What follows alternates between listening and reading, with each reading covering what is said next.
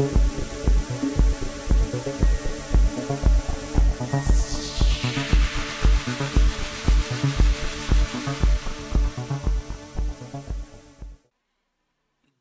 कैदी किस्त number 8 by plan B YouTube channel.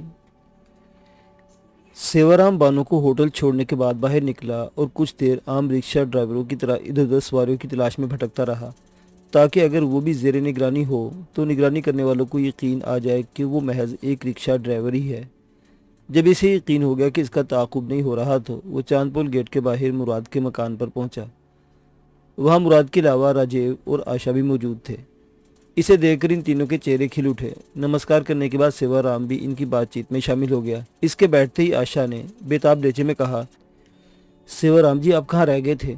हम तो कब से आपकी राह तक रहे हैं। कहो, शांति दीदी किस हाल में है? सेवाराम कुर्सी की पुश्त पर टेक लगाते हुए कदरे मुस्कुराया। आशा जी, कुछ धीरज से काम लें। आपने तो आते ही सवालों की बौछार कर दी। पहले मुझे चाय पानी का तो पूछ लें। ये कहते उसने जेब से गणेश मार के बीड़ी का बंडल निकाला और एक बीड़ी सुलगाने लगा। आशा इसके इस अंदाजे बेनियाजी पर कुछ झुंझला सी गई, मगर मुंह से कुछ ना बोली। राजीव ने धीरे से कहा, सेवाराम जी, आशा सही कह रही है। हम खासी देर से आपका इंतजार कर रहे थे। सेवाराम इनकी कैफियत से कुछ देर लुत्फानंदोज होता रहा। इस वक्त लाशूरी तौर पर अपनी अहमियत का एहसास हो रहा था।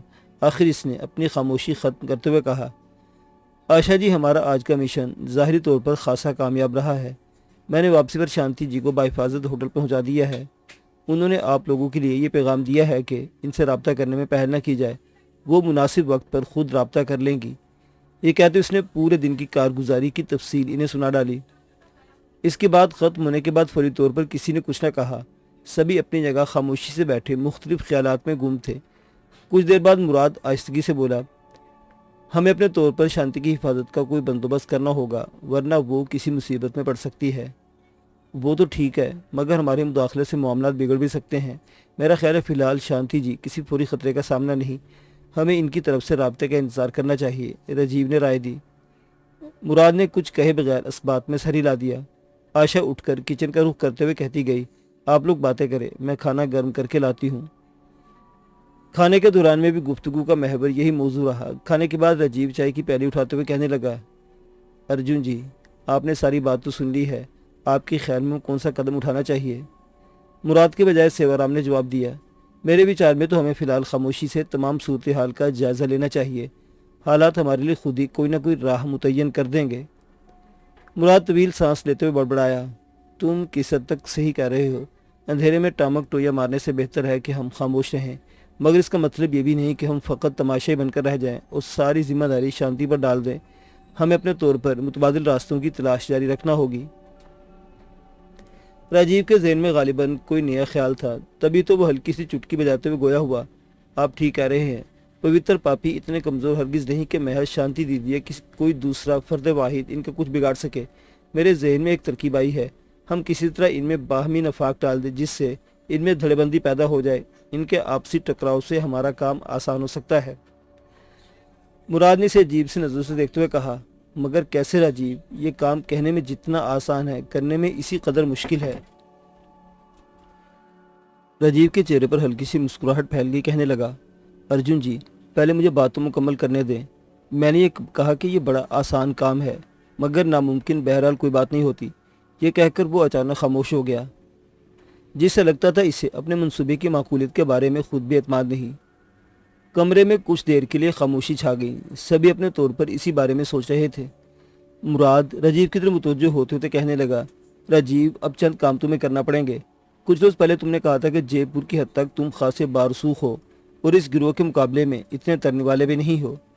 राजीव ने इसकी बात का बुरा मनाते हुए कहा, अर्जुन जी, आपके लहजे में गर्चे किसी कदर तंज का उनसर मौजूद है, मगर मैं अपनी कही बात पर हनूज कायम हूँ और वक्त साबित करेगा कि मैंने महज बढ़ने ही हाँकी थी। मुराद इसके शाने पर हाथ रखते हुए नरम आवाज़ में गोया हुआ, मेरे दोस्त, शायद तुमने मेरी बात महसूस की है। मेरा मकसद तुम्हारी दिल शिकनी हरगिज़ नहीं था। खैर, तुम ये बताओ कि जयपुर या इसके गिरदोनिवा में कोई ऐसा बाअसर शख्स मौजूद है जो इस गिरोह के मुकाबले में खुलेआम हमारी सरपरस्ती कर सके। आशा और राजीव ने एक दूसरे की जानिब मायने खेल नज़रों से देखा और तकरीबन बेक वक्त दोनों के मुंह से निकला, हाँ, कर्नल भवानी सिंह इस सिलसिले में हमारी मदद कर सकता है। मुराद ने टटोलने वाली नजरें इन पर डाली। ये कौन साहिब है? राजीव किसी कदर हैरानी से कहने लगा, अर्जुन जी, आप भवानी सिंह को नहीं जानते? वही तो इस वक्त जयपुर के महाराजा हैं। अगरचे रियासत खत्म होते मुद्दत गुजर गई, लेकिन साबिक हुक्मरान खानदान की कदर मंजरत आज भी लोगों के दिलों में है।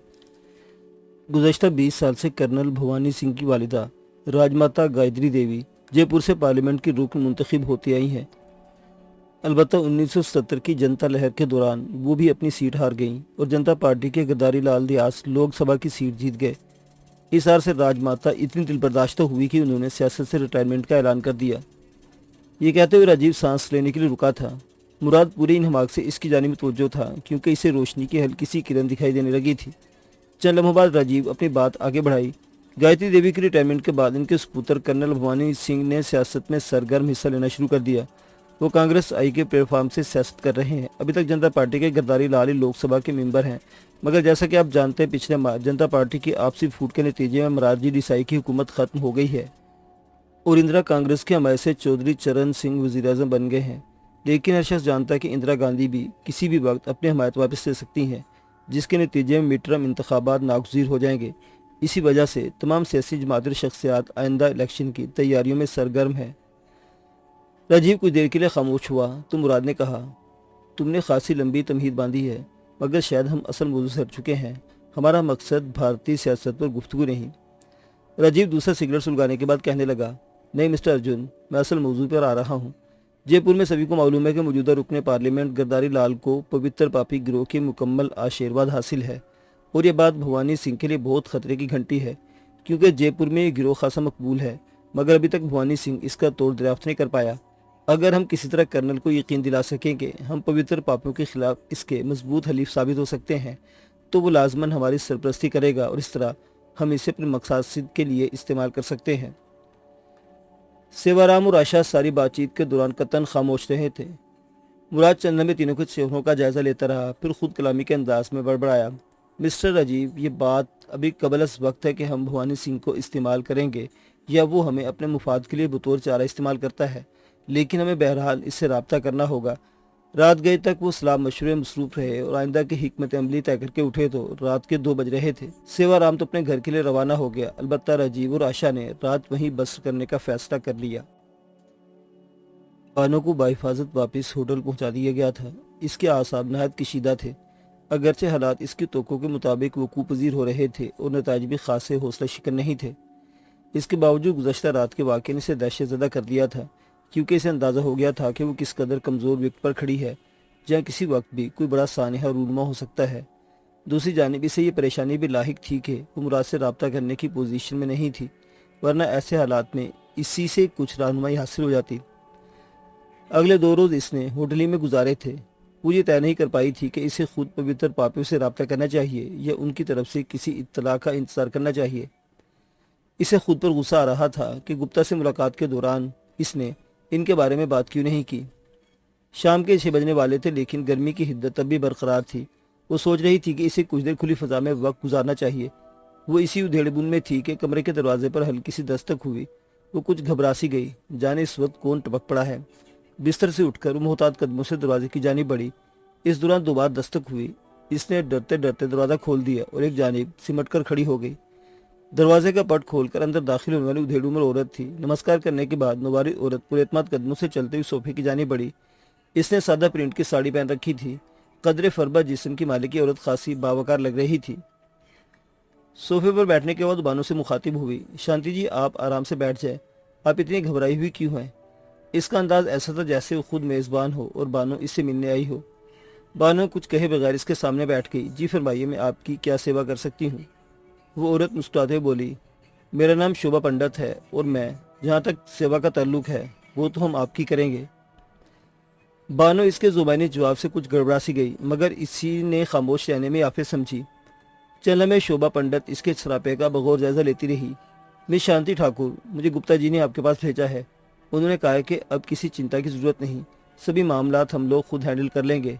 आप इसी वक्त मेरे साथ चलें, मिस्टर गुप्ता आपका इंतज़ार कर रहे हैं।